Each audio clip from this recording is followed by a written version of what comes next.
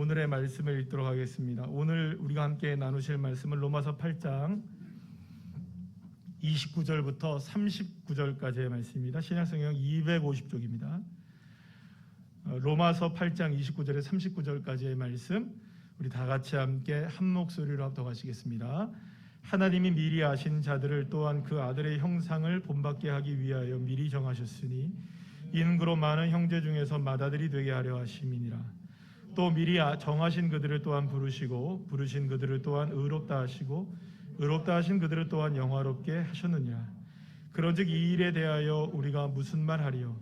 만일 하나님이 우리를 위하시면 누가 우리를 대적하리요? 자기 아들을 아끼지 아니하시고 우리 모든 사람을 위하여 내주신 이가 어찌 그 아들과 함께 모든 것을 우리에게 주시지 아니하겠느냐? 누가 능히 하나님께서 택하신 자들을 고발하리요? 의롭다 하신 이는 하나님이시니 누가 정죄하리요? 죽으실 뿐 아니라 다시 살아나신 이는 그리스도 예수시니 그는 하나님 우편에 계신 자요 우리를 위하여 간구하시는 자시니라. 누가 우리를 그리스도의 사랑에서 끊으리요? 환난이나 곤고나 박해나 기근이나 적신이나 위험이나 칼이라. 기록된 바 우리가 종일 주를 위하여 죽임을 당하게 되며 도살당할 양같이 여김을 받았나이다 함과 같으니라. 그러나 이 모든 일에 우리가 사랑하시는 이로 말미암아 우리가 넉넉히 이기느니라. 내가 확신하노니 사망이나 생명이나 천사들이나 권세자들이나 현재일이나 장래일이나 능력이나 높음이나 깊음이나 다른 어떤 피조물이라도 우리를 우리 주 그리스도 예수 안에 있는 하나님의 사랑에서 끊을 수 없으리라. 아멘. 할렐루야. 오늘은 로마서 8장 29절에서 39절까지의 말씀을 가지고 하나님의 사랑에서 끊을 수 없다, 이런 제목을 가지고 함께 은혜를 나누도록 하겠습니다. 제가 제목을 정하는데 조금 고민을 했었어요. 하나님의 사랑에서 끊을 수 없다라고 단정 짓는 게 좋겠다. 여러분 따라합시다. 단정 짓자. 다시 한번 제목을 읽어볼까요? 다 같이 시작. 하나님의 사랑에서 끊어질 수 있다 없다. 그러니까 있고 없고가 있다고 한다면 없다라는 게 정답인 겁니다. 그러니까 여러분들 오늘 이 시간에 지금 이 시간에 예배를 드리다가 지금부터 졸기 시작해서 끝나서 딱 일어나셔서 아무 말씀이 생각이 안 난다 할지라도 이 제목만 생각나도 여러분들에게 은혜가 될 줄로 믿습니다. 다시 한번 제목을 외쳐볼까요? 시작. 하나님의 사랑에서 끊어질 수 없다. 아멘이시죠? SNS에 맛집으로 소문난 곳을 찾아가서 기대를 하고 음식을 먹어봤더니 기대에 못 미쳐서 실망했던 경험을 여러분들 한 번 두 번 갖고 계실 겁니다. 또 혹은 잔뜩 기대를 하고 오래간만에 가서 영화관에 가서 영화를 봤는데 기대한 것만큼 재미가 없어서 실망하고 돌아온 적도 한두 번이 있을 겁니다, 분명히. 그래서 우리가 보통 이런 얘기를 하잖아요. 기대가 크면 무엇이 크다? 실망이 크다. 기대가 크면 실망이 크다라는 생각을 합니다. 그렇다면 여러분은 최근에 어떤 일에 실망을 좀 하셨습니까? 코로나19로 인해 사회적 거리두기가 강화가 되고 있어요. 오랜 시간 답답한 시간을 보내면서 사실은 하고 싶은 일을 하지도 못하게 되고 또 가고 싶은 곳도 제대로 가지 못해서 실망하는 분들도 아마 계실 거라고 생각합니다. 아니면 혹시 누군가에게 어떤 사람에게 기대를 걸었는데 그 기대가 이루어지지 않아서 실망하신 분들도 계실지 모릅니다. 또 혹은 누군가나 무엇인가에 대해서 내가 실망하지는 않았을지라도 결국에는 누구에게 실망합니까? 나 자신에게 실망할 때가 제일 많죠. 날마다 살 빼야 된다고 하는데 살을 못 빼고 있는 내 배를 보면 실망스럽기도 하고, 제가요 한 3달에 4달에 한 번씩 이제 병원에 가서 피 검사도 하고 이렇게 몸무게도 재고 그래요. 집에서 저희 집 사람이 몸무게 재라고 할 때는 안 무섭습니다. 그런데 의사 선생님 앞에 가서 몸무게 재는 거 그렇게 무서워요. 그러면 딱 일주일 전부터 긴장을 합니다. 안 먹어야지. 한 1개월부터 계속해서 빼놓을 걸 생각하는 거예요. 껄껄 그러는 거죠. 늘 실망하죠. 그러나 이렇게 누군가에 대해서 혹은 나에게 대해서 실망하고 또 때로는 사회나 국가에 대해서 실망하는 경우도 있을 수 있습니다만, 사실은 우리가 어떠한 상황 속에서 더욱더 실망하는 한 존재가 있습니다. 사실 그분이 우리가 누구냐? 바로 하나님입니다. 사실 하나님이 나를 실망시킨다, 하나님이 우리를 실망시킨다 라는 말은 우리가 결코 입 밖에 쉽게 내뱉을 수 있는 말은 아니죠. 대놓고 말하기도 어렵고, 또 누군가에게, 사람들에게, 하나님에게 내가 정말 실망했어 라고 이야기를 꺼내는 것이 믿음이 없어 보이기 때문에 그 말 자체를 하는 것을 꺼려하지만, 조금만 더 나에게 정직해진다면, 사실 내가 가장 많이 실망하고 또 나를 가장 실망시키는 존재는 다른 존재가 아니라 사실은 하나님일 때가 사실은 굉장히 많습니다.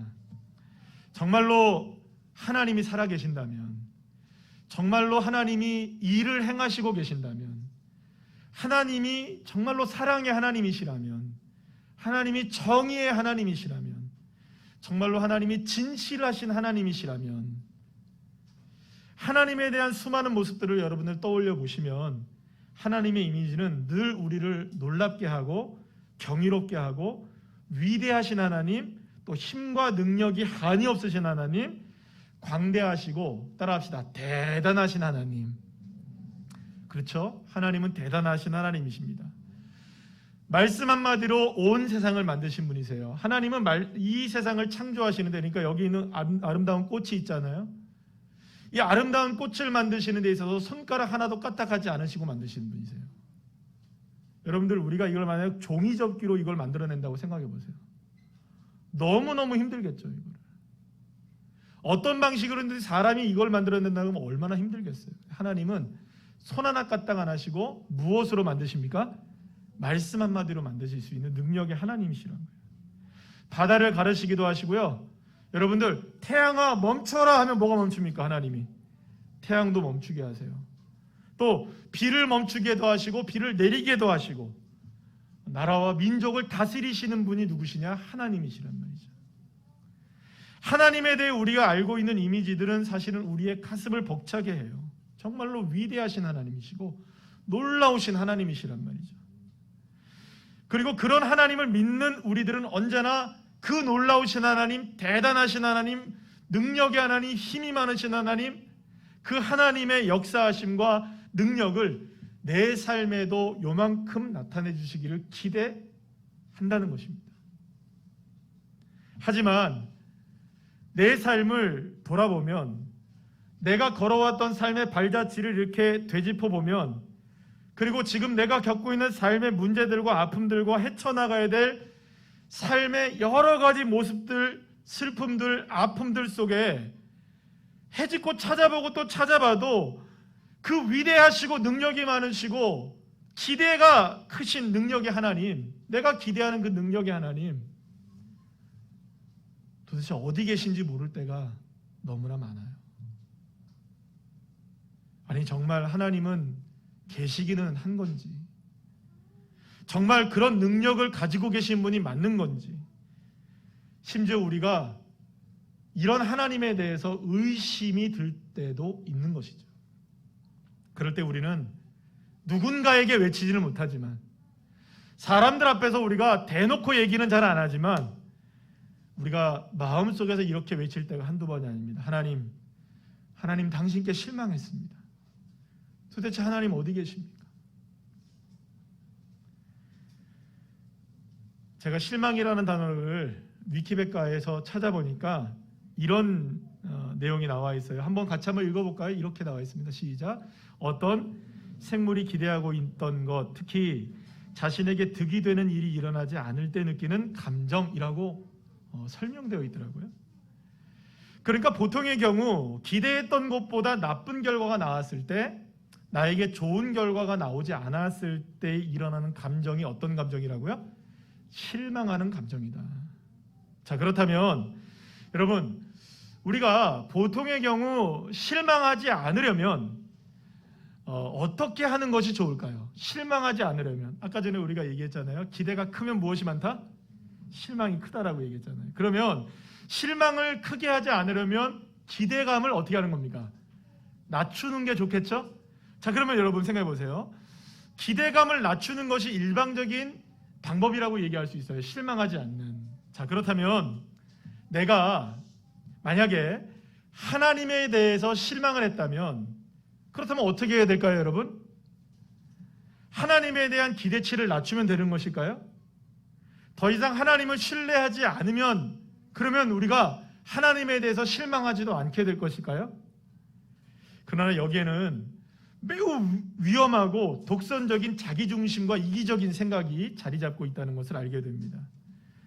그리고 무엇보다 누군가에게 실망했다는 것은 사실은 그 사람에 대해서 평가를 누가 하고 있다는 걸까요? 내가 하고 있다는 것이겠죠. 그 모든 것에 대한 평가의 잣대를 내가 가지고 있다는 무서운 교만이 포함되어 있는 것이기도 하고요. 또한 누군가에게 실망했다는 것은 그 사람의 상황을 무시한 채 오직 내 위주로, 나 중심적으로 모든 것을 평가하고 생각해서 나에게 이익이 되는지 안 되는지. 여러분, 이번에 아프가니스탄에서 미군이 철군을 하면서 일어났던 사건을 보시게 되면 철저하게 누구 중심입니까? 자국 중심이에요. 여러분, 지금 우리가 백신을 맞고 있는데 이것도 철저하게 누구 중심입니까? 힘과 자기 중심적이에요. 모든 것들이 다 이기적인 생각인 거예요. 이기적인 생각으로 인하여서 이러한 실망함이 드러나게 된다는 것이죠. 제가 이 동영상을 함께 잠시 보시겠는데요. 이 동영상은 1986년도에 영국의 신문인 이 가디언지라는 게 있습니다. 굉장히 정평이 있고 유명한 신문인데요. 이 영국 가디언지의 1986년도 TV 광고인데요. 잠시 한번 보도록 하죠. An event seen from one point of view gives one impression.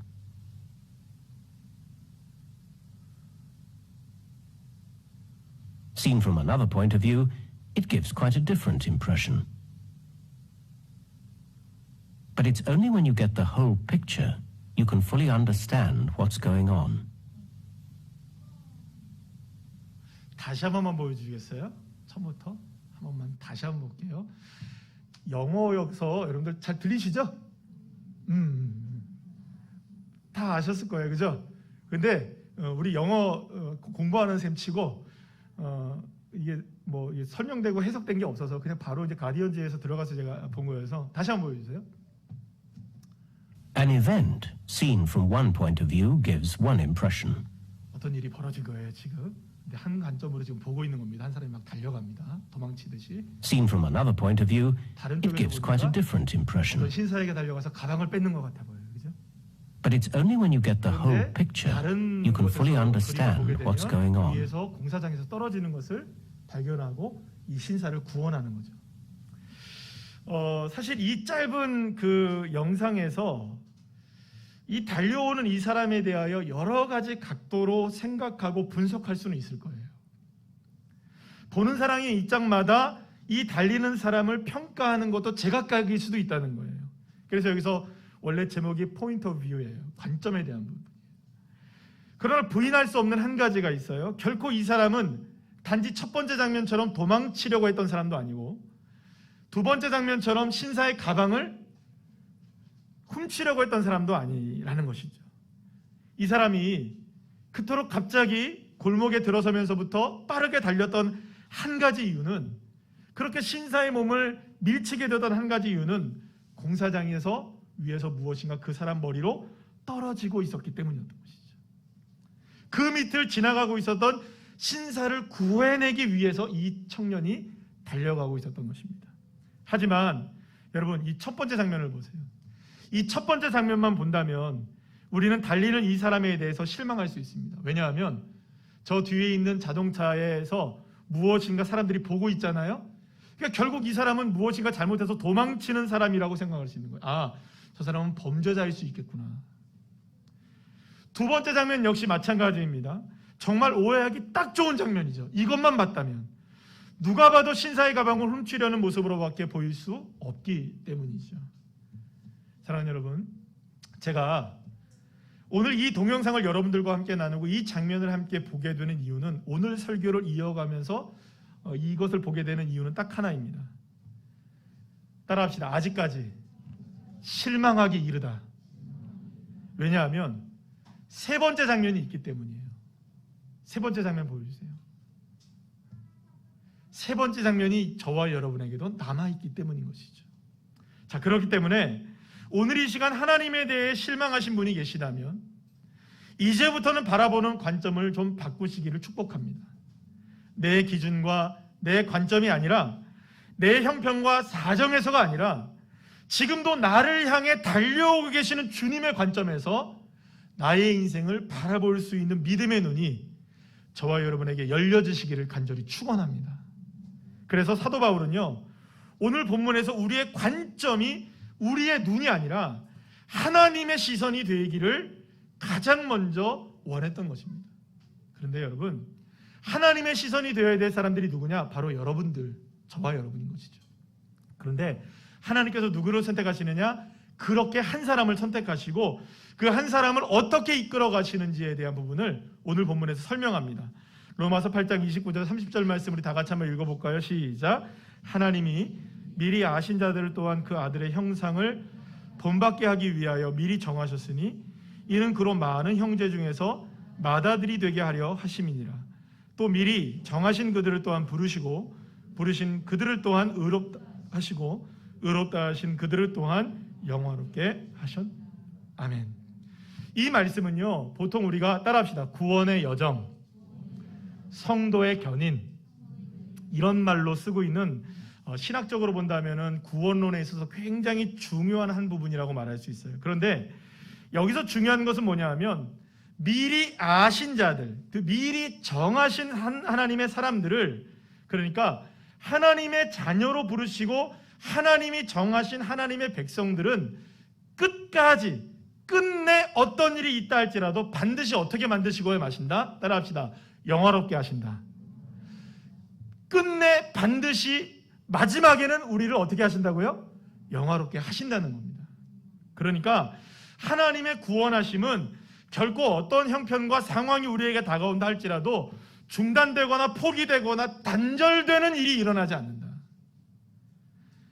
그것을 가장 명확하게 선언하고 있는 성경이 바로 오늘 이 본문이라고 말할 수 있어요. 다시 한번 여러분, 제가 확인하며 말씀드립니다. 하나님께서 택한 저와 여러분 한 사람 한 사람을 향해 하나님은 구원의 계획을 가지고 계십니다. 그리고 그 구원의 계획은 절대로 결단코 중단되거나 포기되지 않습니다. 반드시 저와 여러분 모두가 다 영화롭게 되는 날이 오게 될 줄로 믿으시길 바랍니다. 믿으셔야 합니다. 이게 성경의 선언입니다. 그런데 이렇게 선언하실 수 있는 이유가 있어요. 오늘 보면 31절, 32절 우리 쉬운 성경의 말씀으로 읽어볼까요? 시작. 이 점에 대해 우리가 무엇이라고 말할 수 있겠습니까? 하나님께서 우리 편이시라면 누가 우리를 대적하겠습니까?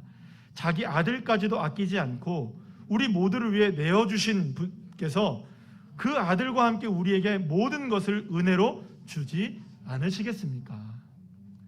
사랑하는 여러분, 하나님께서 저와 여러분의 구원을 반드시 완성시키실 수밖에 없는 한 가지 이유가 있다면, 하나님은 자신의 아들이신 예수 그리스도를 저와 여러분을 위해서 십자가의 죽음으로 내어주셨기 때문입니다.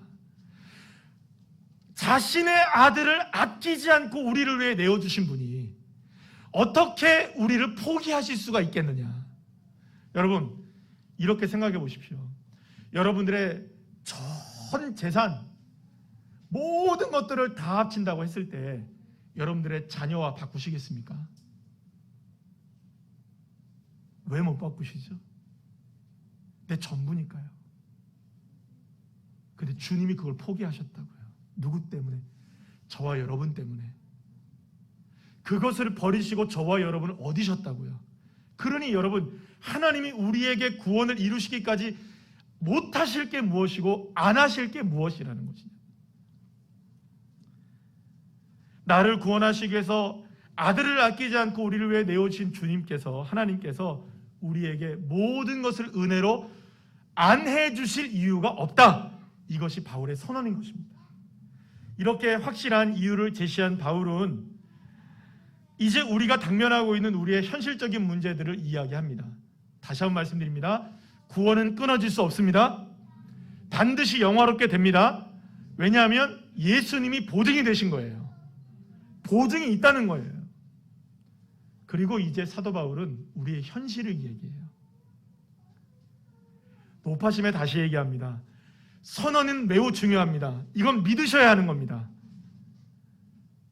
그러나 우리 현실의 문제가 다가오면 선언이 희미해지기 때문에 다시금 제가 여러분에게 선언의 중요성을 이야기하는 거예요. 사도 바울은 현실을 이야기해요. 오늘 보면 33절에서 35절 말씀을 우리 쉬운 성경의 말씀으로 한번 읽어볼까요? 시작. 하나님께서 택하신 사람들을 누가 고소할 수 있겠습니까? 의롭게 하시는 분은 하나님이신데 누가 감히 죄를 있다고 판단하겠습니까? 죽으신 분은 그리스도 예수이십니다.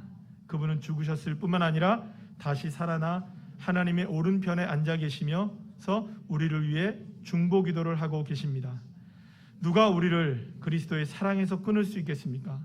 환난입니까? 아니면 어려움입니까? 핍박입니까? 그렇지 않으면 굶주림입니까?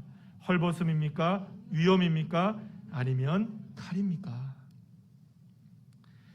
여러분들 가운데 어떤 일로 고소와 고발을 당하고 또한 정죄를 받으신 일이 있으신 분이 계십니까? 혹시 오늘의 삶이 환난은 아니십니까? 어려운 상황은 아니십니까? 누군가에게 핍박을 받고 계시지는 않으십니까?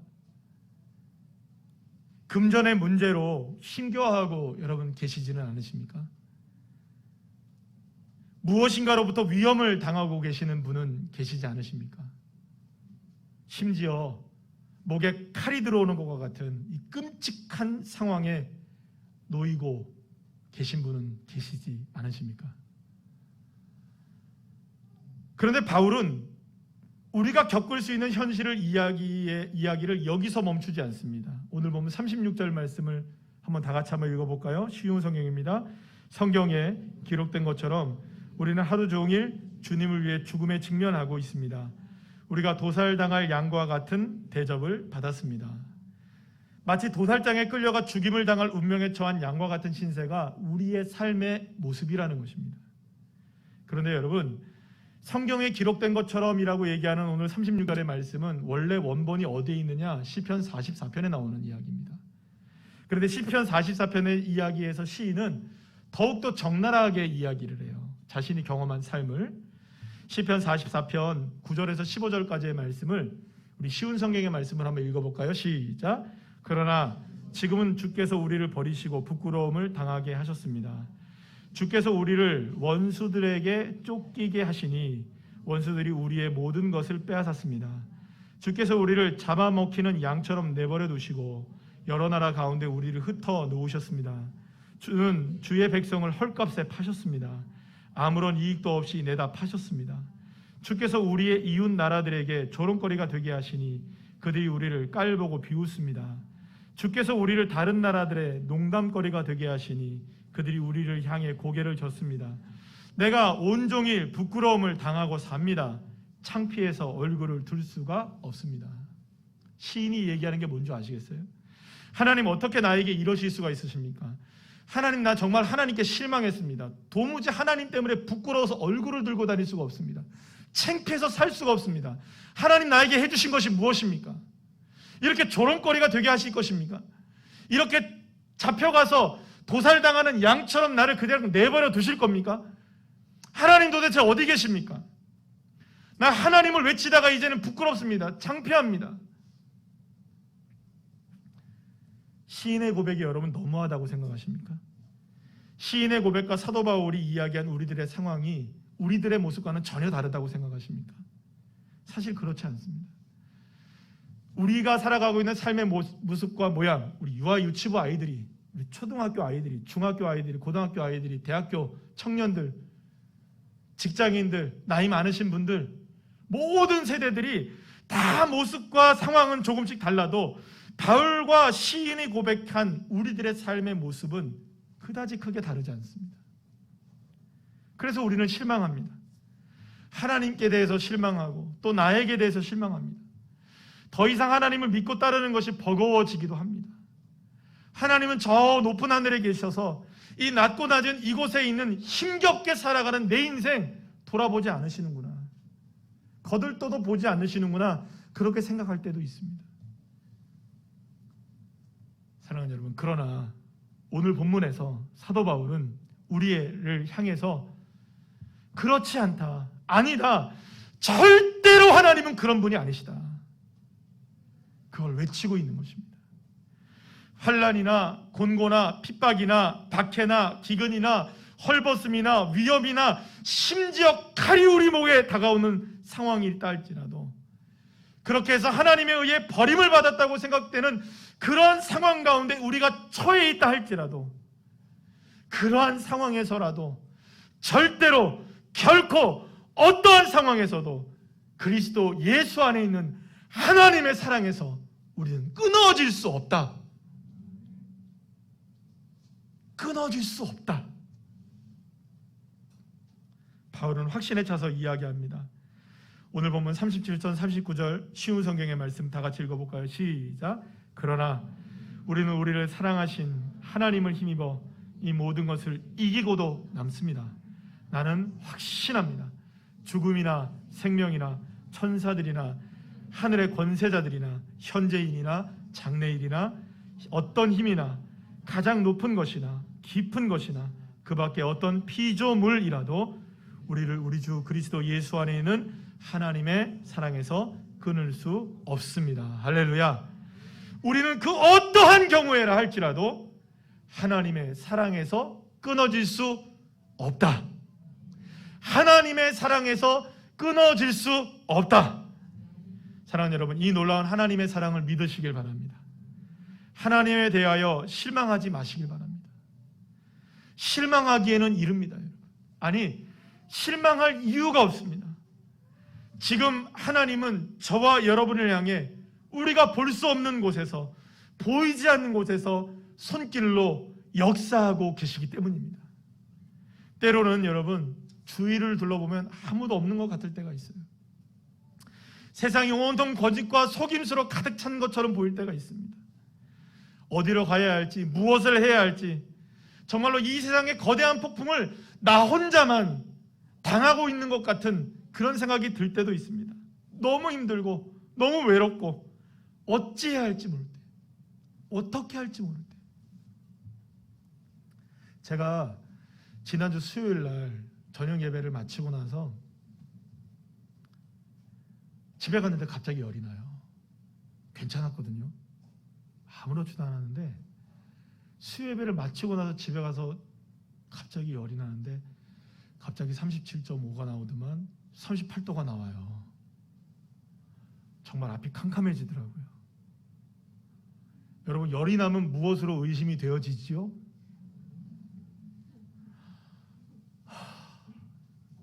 정말 앞이 캄캄하더라고요.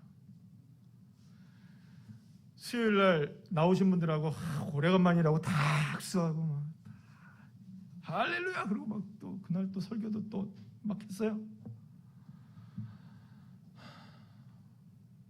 열이 안 떨어져요. 해열제를 먹었는데도. 일단 내일 새벽 예배를 하는 것은 힘들겠다 싶어서 또 단톡방에 올리게 되면 다들 걱정하실까 봐 일단은 코로나 검사를 해보고 나서 이제 그 상황을 좀 봐야겠다. 그래서 그 다음날 아침에 일찍 가서 코로나 검사를 했는데 다행히 음성이 나왔습니다. 그러니까 지금 제가 여기 있죠. 네, 음성이 나왔고, 근데 이제 코로나 증상은 전혀 다른 게 없었어요. 그런데 그 코로나 검사를 하고 코로나 검사가 나오기 다음날 11시까지 문자가 오더라고요. 근데 제가 이제 알아봤더니 코로나 걸리면 아침 9시에 보건소에서 전화가 온대요. 그래서 아침 9시 반이 지나서 전화가 안 오길래 안 걸렸구나 생각했어요. 11시까지 기다려야 되니까. 근데 그날 밤에 다행히 또 우리 장로님이 집에 있는 해열제 혹시 그 항생제가 있느냐고 물어보셔가지고 있다고 했더니 그걸 한번 드셔보라고. 그래서 집에 있는 항생제를 먹었더니 열이 조금 이렇게 탁 떨어졌어요. 그래서 이제 좀 괜찮아져가지고 아침에 이제 그날 좀 저녁을 잠을 이렇게 잤어요. 근데 자는데 잠이 안 와요. 온갖 생각이 다 드는 거예요, 여러분. 그러면서 혹시나 만약에 코로나면 내가 만났던 사람들 다 적어놔야 되는데 미리 적어놓을까? 그래가지고 한꺼번에 다 얘기해가지고 딱 다 저기 할 수 있도록 해놓을까? 그러면 이것도 못하게 되고 저것도 못하게 되는, 이건 누구한테 맡겨야 될까? 저건 누구한테 맡겨야 될까? 이거 맡길 사람이 있나? 없는데? 어떡하지? 여러분, 그 저녁 시간에 이 코로나 검사를 받고 이게 코로나 검사까지 나오는 그 기간까지 세상 깜깜하더라고요. 정말 깜깜하더라고요. 아무것도 세상 들리지 않아요. 뉴스를 틀어놔도 뉴스가 안 들어와요. 머리에, 귀에 안 들려요. 이제 많이 좀 좋아졌습니다. 지금 이제 열이 많이 떨어져서 이제 좋아지고 있고, 기도 많이 해주셔가지고 괜찮아졌습니다. 할렐루야. 오늘 예배 드리는 거니 얼마나 감사한지 몰라요. 제가 또 많은 분들이 기도해 주시고, 우리 장로님이 또 너무 고생을 많이 했어요. 저 때문에 여기저기 왔다 갔다 하시면서 감사합니다. 사랑하는 여러분, 그렇게 주위를 둘러보면 거대한 폭풍 가운데 홀로 서 있을 것 같은 캄캄해지는 그런 상황이 있어요. 그러나 바로 그때가 나는 결코 하나님의 사랑에서 끊어질 수 없다. 할렐루야. 이 믿음으로 주님을 바라봐야 할 때인 줄로 믿으시길 바랍니다. 그리고 바로 그때 지금도 내 안에 역사하고 계시는 주님의 능력으로 그냥 이기는 정도가 아니라, 따라합시다, 넉넉히 이긴다. 믿으십니까? 그렇습니다. 왜 우리가 넉넉히 이길 수 있느냐? 전쟁은 우리에게 속한 게 아니기 때문이에요. 싸움은 주님에게 속해 있기 때문입니다.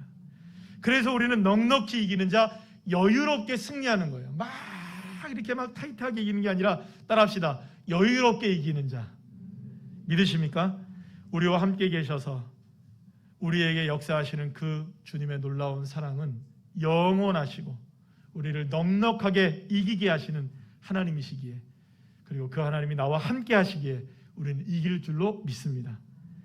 코로나19의 어려움도, 직장과 사업의 문제들도, 가정의 문제들도, 또 때로는 자녀의 문제들도, 깨어진 수많은 관계들로 인한 문제들도 하나님의 사랑에서 끊어질 수 없다.